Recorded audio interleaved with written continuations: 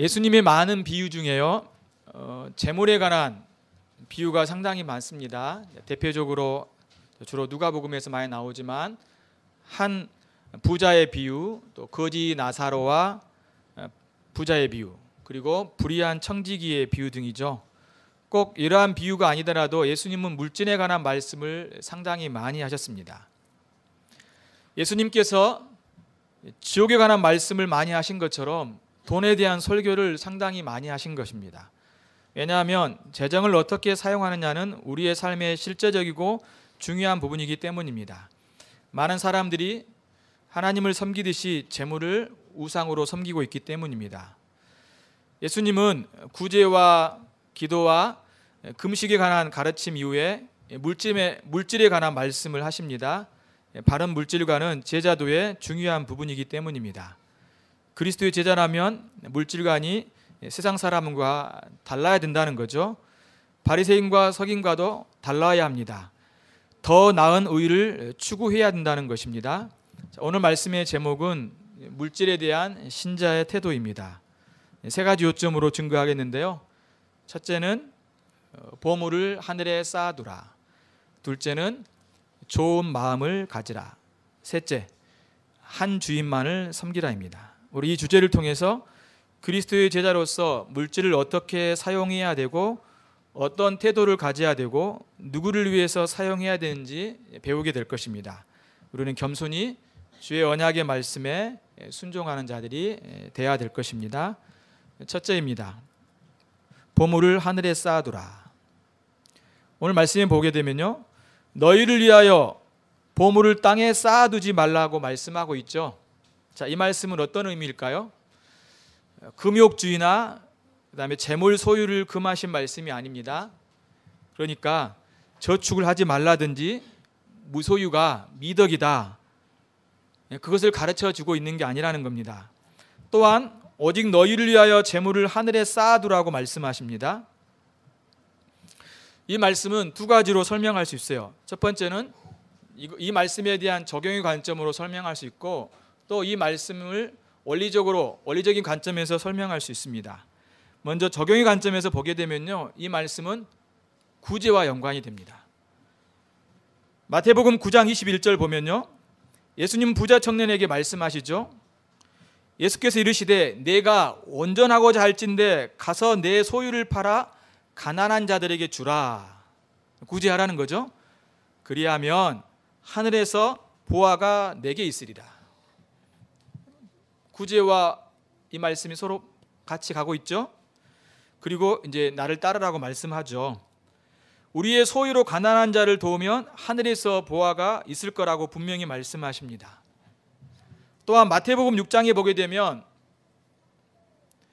우리가 방금 읽었잖아요. 이 말씀과 평행 단락이 있습니다. 누가복음 12장 33절부터 34절까지에 나오는데요. 너희 소유를 팔아 구제하여 낡아지지 아니하는 배낭을 만들라. 곧 하늘에 둔 바 다함이 없는 보물이니 거기는 도둑이 가까이 하는 일이 없고 좀도 먹는 일이 없느니라. 너희 보물이 있는 곳에는 너희의 마음도 있느니라. 자, 앞서 이야기한 것처럼 너희 소유를 팔아 구제하여 낡아지지 아니하는 배낭을 만들어라. 그리고 하늘에 둔 바 다함이 없는 보물이니, 이렇게 이야기하고 있죠. 다시 한번 어때요? 똑같이 이 구제와 하늘의 보화를 쌓아두는 것과 연관이 있죠. 여러분, 하늘의 보화를 쌓아둔다는 말은 뭘까요? 구제하는 겁니다. 어려운 자들을 도와주는 것이 하늘의 보화를 쌓아두는 것이에요. 우리를 위해서 어떻게 보물을 하늘에 쌓아둘 수 있습니까? 있다는 거죠. 이웃을 돕는 것이 바로 하늘에 보화를 쌓아준다라고 말씀하고 있습니다. 자, 이거는 이제 구체적으로 적용하고 있는 거죠. 이렇게 주님께서는 분명히 이 적용을 통하여서 주께서 보상해 줄 것을 약속해 주고 있습니다. 자, 이게 이제 적용의 관점이라면, 자, 원리의 관점으로 보겠습니다. 이 문맥과 연관된 부분이 뭐냐면 6장 33절이에요. 거의 결론과도 같은 말씀인데, 그런즉 너희는 먼저 그의 나라와 의를 구하라. 그리하면 이 모든 것을 너희에게 더하시리라. 자, 주님이 쭉 말씀하신 다음에 먼저 그의 나라와 의를 구하라, 이 모든 것을 더하시겠다라고 말씀하시죠. 그러면 우리가 가지고 있는 이 소유를 향해서도 이렇게 쓰라는 겁니다. 하나님 우리에게 물질을 주셨어요. 그럼 이 물질을 가지고 어떻게 써야 될까요? 그의 나라와 그의 의를 위해서 사용하라는 것입니다. 이것은 물질뿐만 아니라 하나님이 우리에게 주신 이 모든 것들을 어떻게 써야 되는지 원리적인 면으로 가르쳐주고 있는 겁니다. 결국 너희를 위해서 보물을 땅에 쌓아두지 말라, 오직 너희를 위하여 재물을 하늘에 쌓아두라는 말씀은 세상을 위해서 돈을 사용하지 말고 하나님을 위해서 사용하라고 하는 말씀인 것입니다. 구체적으로 적용했다면 이제는 이 원리를 가지고 좀 더 많은 부분에 적용할 수 있겠죠? 단순히 구제만 속해 있는 게 아닙니다. 그래서 디모데전서 6장 17절부터 19절 말씀을 보게 되면요, 바울이 디모데에게 한 편지입니다. 여기서 보면 이제 부자에게 하신 말씀인데요, 사실은 모든 성도들에게 한 말씀이에요. 한번 성경 찾아볼까요? 자, 디모데전서 6장 17절 19절. 자, 어린이들은 찾지 말고 찾을 수 있는 사람들만 찾고 목사님이 읽을 때 여러분이 들어보세요. 디모데전서 6장 17절부터 19절.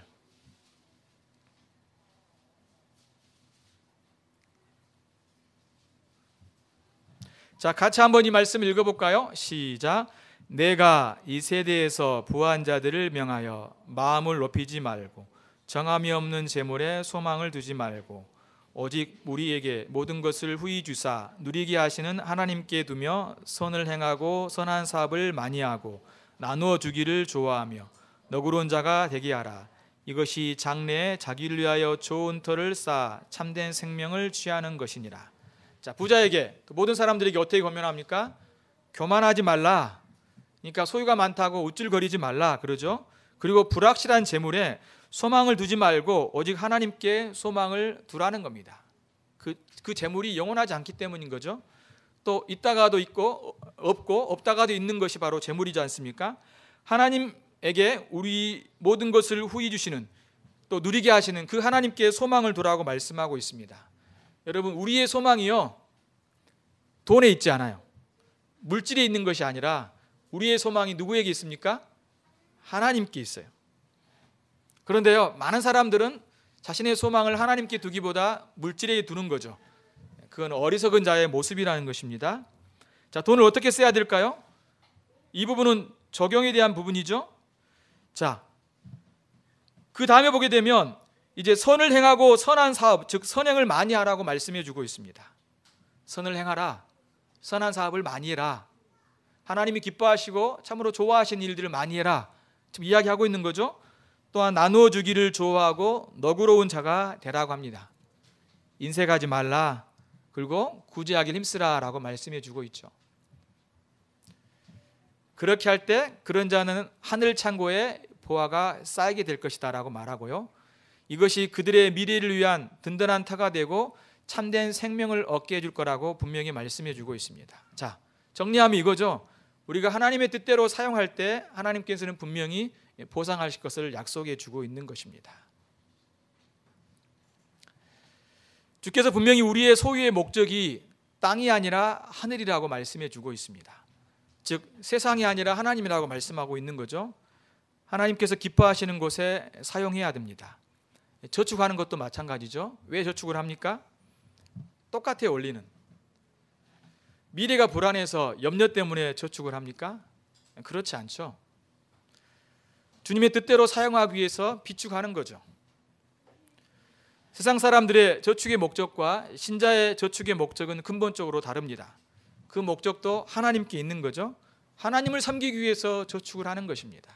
하나님이 기뻐하시는 곳에 사용하기 위해서 저축을 하는 거예요. 우리의 작은 씀씀이도 마찬가지입니다. 크든 작든 하나님께서 주신 것을 주님의 뜻대로 사용해야 됩니다. 하나님과 이웃을 사랑할 수 있는 곳에 사용해야 됩니다. 이것이 신자들이 추구하는 더 나은 의인 겁니다. 주님이 계속해서 강조하고 있는 게 뭐예요? 바리새인과 서기관보다 더 나은 의를 추구하라고 말씀해 주고 있습니다. 우리가 이렇게 더 나은 을, 물질에 대해서 하나님이 더 원하시는, 기뻐하시는 것을 따라 살아갈 때 참으로 세상 사람들과 다르다라는 증거인 거죠. 우리가 세상 사람들과 사는 목적이 다르잖아요. 그렇다면 하나님 우리에게 주신 이 소유를 사용하시는 목적도 다르다는 것입니다. 천국을 소망하면서요, 너무나 많이 자신의 몸을 위해 투자합니다. 그렇죠? 그리고요, 천국을 소망한다고 하면서 몸 관리하지 말라는 말이 아니죠. 그런데 많은 경우 어떻습니까? 이 땅의 삶이 더 즐거운 거죠. 또 그걸 추구하면서 살아가는 신자들의 모습이 더 나은 의를 추구하는 사람이라고 말씀할 수 없죠. 오히려 주님이 기뻐하시는 삶을 살아가는 것, 또 주님이 원하시는 삶을 살아가기를 힘쓸 수 있어야 됩니다. 그러면서 때로는 우리가 몸이 아플 수도 있고 때로는 우리가 건강을 잃을 수도 있어요. 그것이 바로 참으로 하나님이 기뻐하시는 삶이에요. 세상은 어떻습니까? 일하지 않고 놀면서 돈을 벌기를 원하죠. 그거는 하나님이 기뻐하시는 삶이 아닌 것입니다. 주께서도 어땠습니까? 우리를 구원하시기 위해서 당신의 희생하셨어요. 어쩌면 세상의 방식이 어때요? 그분은 오히려 더 건강한 모습을 보이고 절대적인 권력을 가진 모습으로 보여서 사람들에게 구원을 나타내는, 구원을 보이는 그런 것을 우리가 상상할 수 있겠죠? 그렇지만 오히려 예수님은 그렇지 않으셨습니다. 기꺼이 우리를 위해 희생하셨고 죽으셨고 그걸 통해서 우리를 구원하셨던 것을 볼 수 있습니다. 세상 사람들처럼 여러분의 소유를 사용하지 마십시오. 세상의 즐거움을 위해서 주님께서 주시는 것에 낭비하지 마십시오. 그래서 칼빈은 이렇게 이야기합니다. 이 세상에서 행복하기를 바라는 것은 하늘 가는 길을 포기하는 자라고 말씀해 주고 있습니다. 안 바뀌더라고요. 안 바뀌어. 그렇지만 우리의 생각을 바꾸고 하나님의 말씀에 따라 우리의 작은 씀씀이조차도 참으로 하나님이 원하시는 것을 위해서 투자하셔야 됩니다. 헌신하셔야 됩니다. 여러분을 위해서 보물을 땅에 쌓아두지 마십시오. 오직 여러분을 위해서 보물을 하늘에 쌓아두십시오. 이 말씀 두 가지를 배웠죠? 구제하는 것, 어려운 사람을 돕는 것, 또한 원리적인 면에선 하나님을 위해서, 또한 이웃을 위해 사용하는 것이 바로 이 말씀의 본질이라는 걸 우리가 살폈습니다. 자, 두 번째입니다. 좋은 마음을 가지라고 말씀해 주고 있습니다. 물질에 대한 신자의 태도가 뭘까요? 좋은 마음을 가지라. 자, 21절 보십시오. 내 보물이 있는 그곳에는 내 마음이 있느니라고 말씀합니다. 우리의 소유와 마음의 관계를 지금 설명하고 있습니다. 여러분의 소유를 쓰는 곳에 여러분의 마음이 있는 거예요. 다시 말해서 여러분이 세상을 위해 쓰면 여러분의 마음은 어디에 있습니까? 세상에 있는 거예요. 땅에 있는 겁니다. 반대로 여러분의 소유를 하나님을 위해 사용하면 여러분의 마음, 하나님께 있는 것입니다. 여기서 마음은요, 단순히 우리의 생각만을 이야기하는 것이 아니라 우리의 전 존재, 인격을 이야기하고 있는 것입니다. 우리의 감정과 생각과 우리의 의지를 말하고 있는 거죠.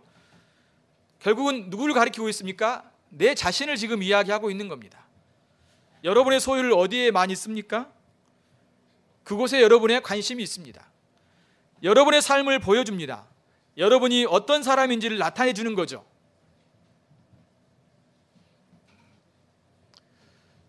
그래서 휴대폰을 보게 되면 휴대폰을 검색하는 부분을 볼 때 그 사람이 어떤 게 관심 있는지를 알 수 있다고 하잖아요. 그래서 그런 데이터를 그 사람이 검색한다든가 어플 깔았던 이 모든 데이터를 저장을 해서 그 사람에 대한 관심을, 그 사람의 관심도를 찾고 그걸 통해서 그 사람한테 어떤 거래를 하려고 하는 그런 시도들이 있지 않습니까? 결국 우리의 흔적이 결국 뭘 가르치고 있습니까? 우리가 누구인지를 가르치고 있는 것입니다. 결국 우리의 씀씀이는 자신이 누구인지를 보여주고 있는 것입니다. 예수님은 이어서요, 눈에 관한 말씀을 합니다. 하늘에서 내린 눈이 아니라 우리의 눈을 말하는 거예요. 자, 22절과 23절 보십시오. 눈은 몸의 등불이니 그러므로 내 눈이 성하면 온몸이 밝을 것이요 눈이 나쁘면 온몸이 어두울 것이니 그러므로 내게 있는 빛이 어두우면 그 어둠이 얼마나 더하겠느냐. 눈에 관한 말씀은 앞절 21절과 연관이 돼요. 내 보물 있는 그곳에는 내 마음이 있느니라. 왜 갑자기 눈으로 갔을까요? 마음에 대한 이야기를 하려고 하는 것입니다. 따라서 여기도 눈은요, 마음인 거예요. 내 자신을 지금 이야기하고 있는 겁니다. 눈은 몸의 등불이라고 합니다. 우리의 마음이 우리 자신을 드러내고 우리의 눈이 성하면 온몸이 밝을 것입니다. 하지만 우리의 눈이 나쁘면 온몸이 어두울 거라고 말해주고 있습니다. 자, 우리의 마음이 좋으면 주님을 위해 살 것이고 우리의 마음이 나쁘면 세상을 위해 살 것입니다. 또한 우리의 삶이 주를 위해 살면 밝은 빛 안에 있을 것이고 반대로 우리의 삶이 세상을 위해 살면 우리는 어둠 안에 있을 것입니다. 그러므로 우리 안에 있는 빛, 즉 마음이 어두우면 그 어둠은 더욱 심할 거라고 말씀해 주고 있습니다. 밝으면 더 밝아지겠죠? 따라서 우리의 눈, 이 좋은 눈, 즉 이 마음을 가져야 된다라고 말하고 있는 것입니다. 좋은 마음은 하나님을 주인으로 바라보고 그분이 기뻐하는 곳으로 향합니다. 하지만 나쁜 마음은, 나쁜 눈은요, 땅의 보물을 바라보고 탐욕과 이기심의 어두움을 받아들이게 되는 거죠. 우리의 삶은 우리의 마음의 눈에 따라 살게 된다는 것입니다. 여러분의 눈은 어떻습니까? 좋습니까? 나쁩니까? 다시 말해서 여러분의 마음은 좋습니까? 나쁩니까? 자, 눈으로 이야기하자면 여러분의 눈이 무엇을 향하고 있습니까? 세상을 향하고 있습니까?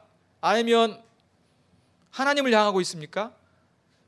마음으로 이야기하자면 여러분의 마음이 하나님을 향하고 있습니까? 여러분의 마음이 이 세상의 탐욕과 즐거움을 향하고 있습니까?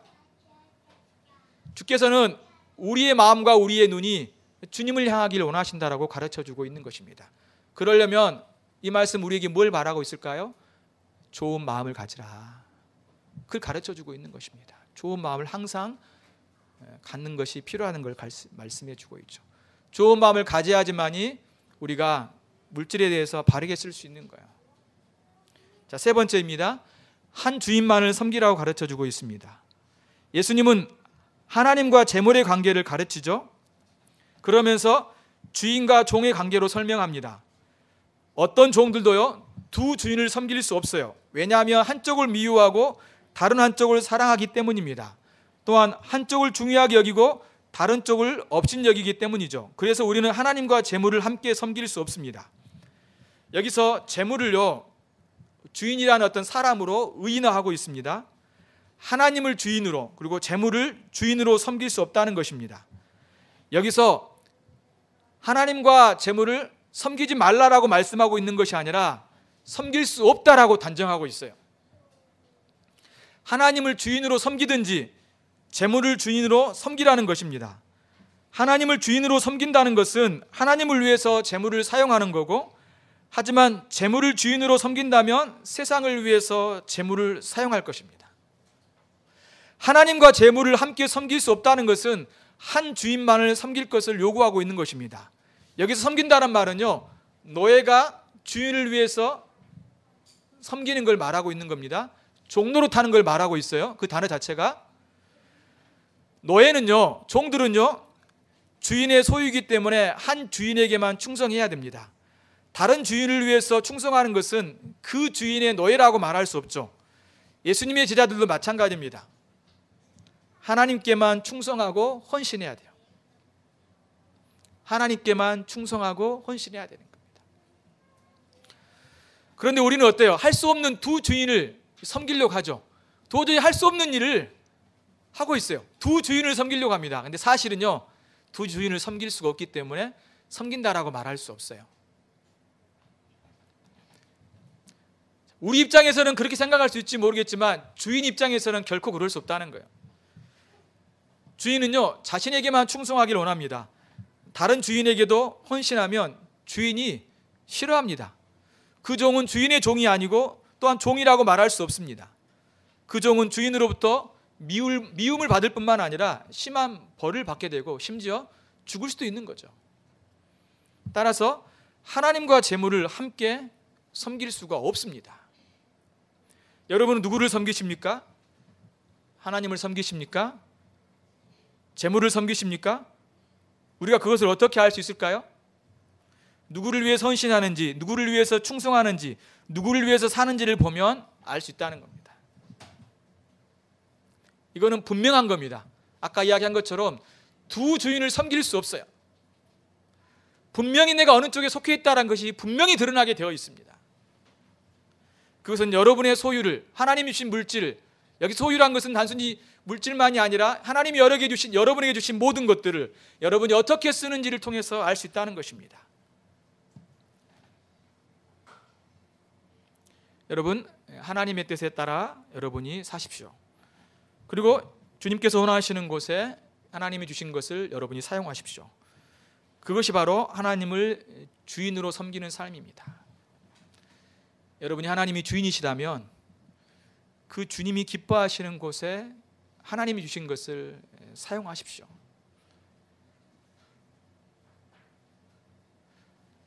다시 한번 부탁드리지만 세상 사람들을 닮아가지 마십시오.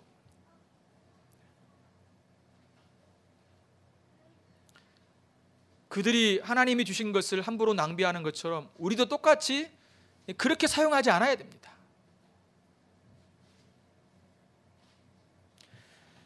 만약 우리가 하나님을 주인으로 섬기지 아니한다면 재물을 주인으로 섬기는 것입니다. 여러분의 입과 말이 나의 주인은 하나님이라고 고백하고 찬송할지는 몰라도 여러분의 행동이 재물에 충성한다면 여러분의 주인은 하나님이 아닌 재물입니다. 하지만 신자는 하나님만을 섬겨야 되죠. 하나님께서 주신 것을 누구를 위해서 사용하는지 우리는 늘 살펴봐야 돼요. 그래서 하나하나 쓸 때마다 내가 이것을 쓸 때 내가 누구를 위해 쓰는가? 어떤 목적으로 쓰는가? 또 나는 어떤 태도를 가지고 쓰는가? 그걸 늘 살펴보면서 써야 되는 거예요. 왜 예수님이 물질에 관한 말씀을 많이 하셨을까요? 그것은 우리의 삶에 있어서 매우 중요한 부분이기 때문에 그런다라고 앞서 제가 설명을 드렸습니다. 우리가 우리의 삶의 많은 부분들을 하나님 말씀대로 살고 싶어 하는 것처럼 하나님 우리에게 주신 것들도 사용할 때도 하나님이 기뻐하시고 하나님이 원하시는 것을 위해서 쓰도록 노력해야 돼요. 하나님의 말씀이 우리의 생활과 신앙의 법칙과 규범으로 믿는 것처럼 우리가 이 말씀에 따라서 하나님이 기뻐하신 그 방향으로 하나님 우리에게 주신 것들을 사용할 수 있어야 돼요. 학생들은 그 공부를 통해서 어때요? 왜 공부하죠? 우리 아이들에게 누누이 이야기하지만 여러분을 위해서 쓰는 게 아니라 하나님을 영화롭게 하고 다른 사람들을 돕고 섬기기 위해 사는 거예요. 하나님을 알아가고 하나님을 증거하고 하나님을 나타낼 뿐만 아니라 그것을 통해서 다른 사람들을 섬기고 돕고 그들의 유익을 위해서 공부하는 거예요. 내 공부를 가지고 열심히 공부해야 할 이유도 그거고 또 그 공부를 가지고 쓰는 이유도 그거예요. 그냥 우리가 내 배부르게 하는 목적도 아니고 나의 행복을 위한 것도 아니고 나의 어떤 미래를 위한 것도 아니고 나의 앞으로의 진로를 위해 내가 잘 되기 위한 목적으로 하는 것도 절대 아니에요. 하나님 우리에게 주신 이 모든 것들은 하나님을 위해서, 이웃을 위해서 아름답게 쓰도록 해야 돼요. 그러면요 우리가 실패에 대한 두려움은 없습니다. 그렇게 하다가 실패할 수 있어요. 그렇지만 결과보다 더 중요한 게 뭘까요? 과정이에요, 과정. 사람들은 어때요? 늘 결과만 보고 싶어 합니다. 근데 그렇지 않아요. 하나님의 관점으로 보게 되면 그건 성공이에요.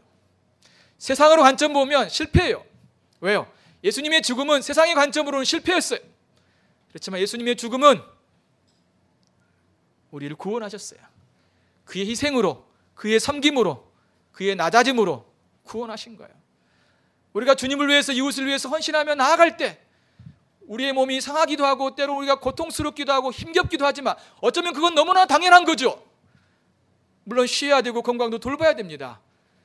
그렇지만 주님을 위해서 헌신할 때 주님은 그거를 참으로 기뻐하신다는 것입니다. 그것이 예수님을, 그리스도를 나의 주님으로 모시며 살아가는 거예요. 그것이 예수님의 제자의 모습인 거예요.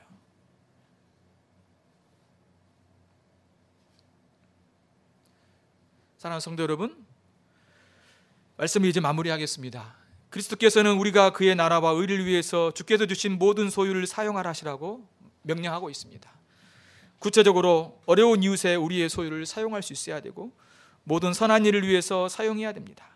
우리는 이러한 선한 일을 위해서 부지런히 살아야 됩니다.